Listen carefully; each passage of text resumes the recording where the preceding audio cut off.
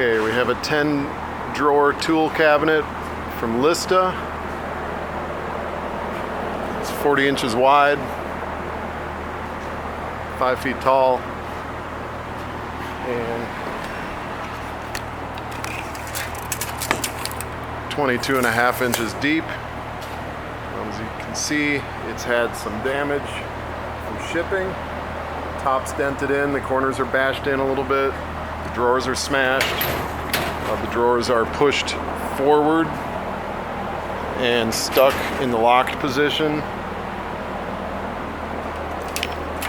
Lock spinning freely. Clearly lock mechanism has been broken from the huge dent on the back side of it. So dented on the corners, really dented on the back. And as you can see, pretty wobbly, but good quality cabinets.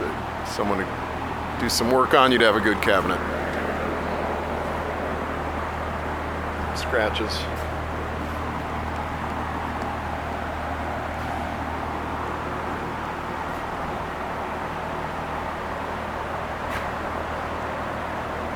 Ten drawers.